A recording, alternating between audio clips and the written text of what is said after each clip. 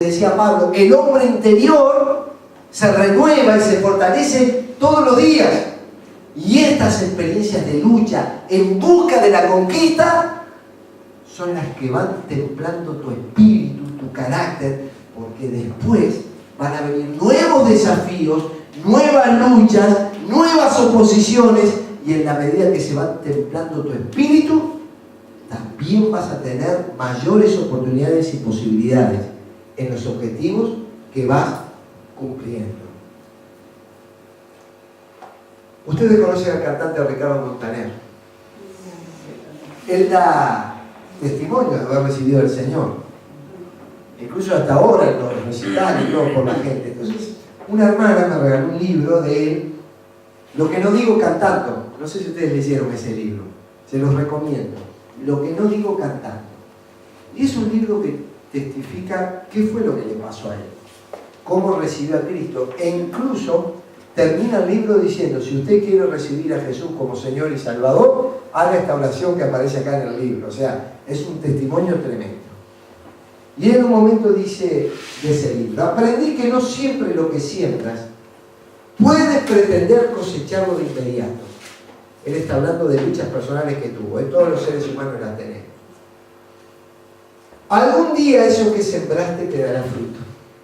Más tarde o más temprano, en ese lugar o a miles de kilómetros. Tarde o temprano lo que sembraste va a dar fruto. Acá, o quién sabe dónde. Hoy estamos sembrando nosotros. Y algún día nos vamos a enterar de ese resultado. Nosotros hemos trabajado en ministerios de carpas evangelísticas durante 35 años. Y no siempre veíamos los resultados inmediatamente. Pero ahora estamos escuchando por todas partes. Yo me convertí en la carpa hace tantos años, ¿no? La gente empieza a aparecer. Y empieza a aparecer diciendo uno: y yo soy pastor y me convertí en la carpa. O soy misionero en otros países de frutos de la carpa. O sea, en el momento predicábamos y no veíamos todo el resultado que quisiéramos. Pero décadas después estamos observando este resultado. Una experiencia muy linda que nos pasó fue en el año 2000. Yo llegué a un pequeño pueblo en Uruguay que se llama San Javier. Viven 1500 personas en ese pueblo. Entonces, cuando llego, me va a saludar el pastor de la iglesia bautista y me dice: bueno, me conocés, pero yo te conozco.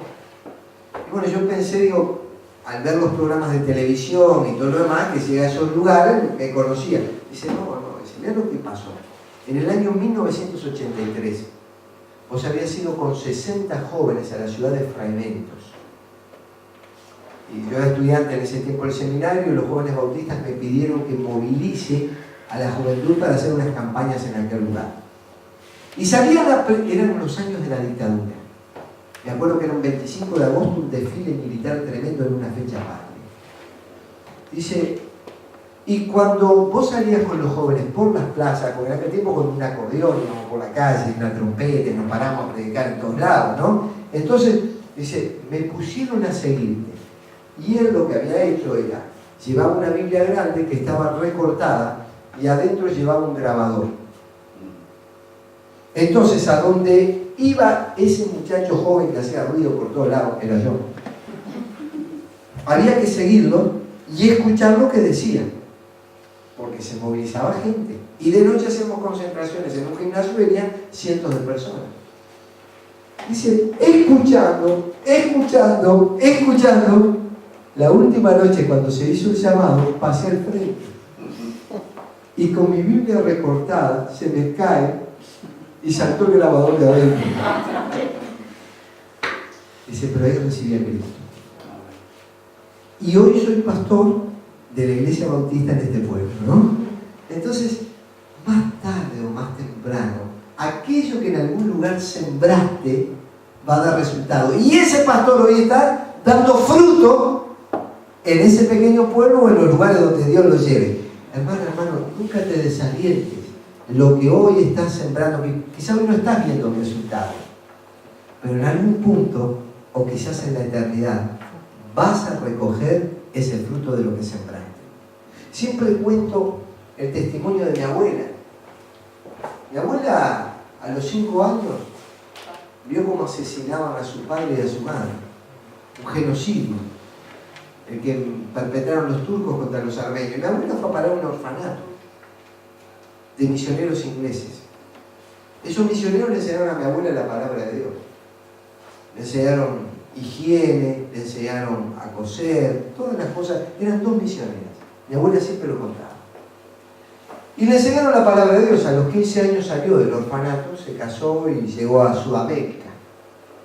Y cuando mi abuela partió a la presencia de Dios, partió cantando el himno Cristo me ama, bien lo sé, su palabra me hace ver, que los niños son de aquel, Cristo me ama, y lo cantaba en inglés, porque lo aprendió de estas misioneras inglesas. Nosotros, de alguna manera, somos resultado de aquello que los misioneros, las 2 misioneras, juntando un grupo de huérfanos, hicieron y nunca vieron el resultado. Y fíjese que un siglo después, la influencia de mi abuela, que fue generando que se aproximara al Evangelio y nos aproximara a nosotros, sigue dando resultado hoy. Un día estaba predicando en un grupo de 150 misioneros de Comibán que habían salido de América Latina para diferentes partes del mundo. Y yo les decía, cuando llegue al cielo, voy a buscar a las 2 misioneras. Y les voy a decir, ustedes hicieron una tarea tremenda, no la vieron, pero ha seguido dando fruto. Hermana y hermano, no te desalientes. Trabajá, esforzate, tus luchas, tus pruebas, todo lo que hagas en dirección a lograr el objetivo, tarde o temprano, aquí o a miles de kilómetros, vas a ver el resultado. Josué comenzó siendo ayudante de Moisés. Así nomás respondió, dice en Números 11:28, respondió Josué, ayudante de Moisés, quien era un peón cualquiera. Era un muchacho que empezó a hacer las cosas que tenía la posibilidad de hacer. Algunos quieren comenzar a lo grande, ¿verdad? Quieren comenzar con cosas grandiosas, multitudes. Empezar con las pequeñas cosas. Empezar a trabajar, empezar a esforzarte. Respondió Josué, ayudante de Moisés, uno de sus jóvenes. Aproximate a aquellos que saben más que vos, en cualquier área. Juntate a los que saben más. Yo siempre me propuse algo, antes y ahora. Para acercarme a alguien, para aprender, tiene que saber más que yo. Porque si saben menos que yo, le tengo que enseñar yo. Pero yo tengo que acercarme a alguien que sabe más que yo. ¿Para qué? Para transformarme en ese joven que aprende de alguien que sabe más. Y no es una cuestión de edad, todos podemos seguir aprendiendo cosas. Entonces, aprender de las experiencias de otros es buenísimo. ¿Sabes qué? Este Josué tuvo un seminario en vivo y directo. Tuvo a Moisés. Moisés fue el que recibió la ley. Entonces Moisés le transmitió la ley. Moisés le contaba las historias. Mira, yo cuando estaba en el desierto pasaba esto. Y Moisés, ¿cómo era lo de la salsa? Pues yo nunca tuve con una salsa que arde así. Bueno, yo te voy a contar, porque yo lo viví. Entonces yo le contaba las experiencias. Y Josué alimentaba su fe. Y no es que Josué iba a vivir lo que vivió Moisés, pero iba a aprender de Moisés. Josué iba a vivir su propia historia. Y nosotros no tenemos que imitar a nadie. Yo tenía claro eso cuando empecé a predicar el Evangelio y a servir al Señor. Yo me iba a inspirar en muchos siervos de Dios, pero ellos vivieron sus experiencias. A mí me tocaba vivir la mía. Y cuando yo comparto estas cosas, las comparto porque estoy aquí adelante, pero si estuviera otro siervo de Dios, compartiría otras experiencias. Cada uno ha vivido las suyas propias, pero las experiencias nos nutren, nos enseñan, nos estimulan para entender los tratos de Dios sobre los seres humanos. Y Josué comenzó siendo un ayudante de Moisés. Se le pegó a él. Cuando yo era joven, el predicador que más admiraba yo era Luis Palá. Yo lo miraba mucho, lo observaba mucho. Creo que esto de no quedarme quieto lo aprendí un poquito de él, o sea, de ser medio loco así, ¿no? Entonces, y yo me estaba dando que hasta me miraba al espejo y me veía rubio, alto y de ojos azules, ¿no? Algo así, ¿no? ¿Por qué? Porque para mí era un predicador dinámico, joven, activo, que comunicaba el Evangelio y llamaba a las personas a recibir. Y yo, siendo joven, estaba acostumbrado a la verdad, a ver a cada viejo ahí adelante que no. Pero viste, yo lo notaba como un tipo con ganas de servir a Dios, nos estimulaba a los jóvenes. Yo contaba en una iglesia de la cual Wilson participaba en Montevideo, hubo una concentración de jóvenes y Palau predicó y habló de servir al Señor, y él dijo: quizá alguno de ustedes va a ser presidente de la República. ¿No? Yo dije: yo no, porque no sé estafar. Dijo: quizá alguno de ustedes va a ser un profesional, un médico, un abogado, un escribano. Pero quizá alguno de ustedes, entre los jóvenes, Dios lo va a llamar a predicar el Evangelio, a anunciar a Jesús, a hablarle a la... Y yo dije: yo, Señor, yo quiero ser ese joven. Juntate a aquellas personas que te estimulan, que generan en vos cosas buenas, que te impulsan a alcanzar nuevos desafíos. Y años después lo conocí personalmente.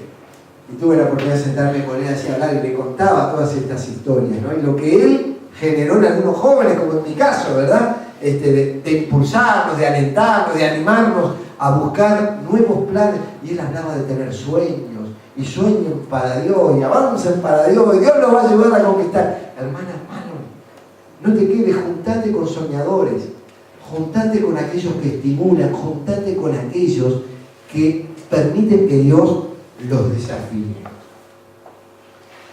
Este joven terminó así. En aquel día, ¿te acuerdan? Josué, ayudante de Moisés, se le había pegado a Moisés. Y ahora miren cómo terminó. En aquel día Jehová engrandeció a Josué a los ojos de todo Israel.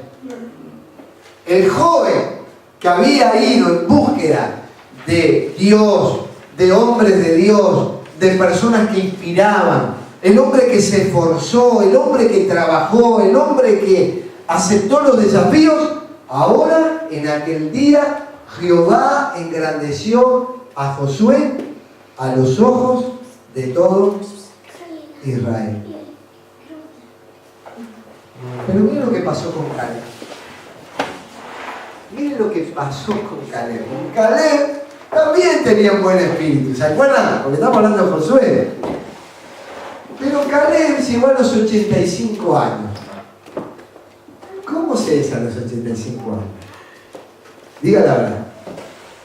¿Cómo se es a los 85 años? Bueno, yo siempre digo, en la edad de oro. Oro para no tener colesterol, oro para no tener diabetes, oro para no tener reuma. Oro, en la edad de oro, vamos a ser claros. 85 años. Nada más y nada menos. Pero el que tiene espíritu de conquistador, no le importa la edad, señor. El que tiene espíritu de espía será: espía nació, espía murió.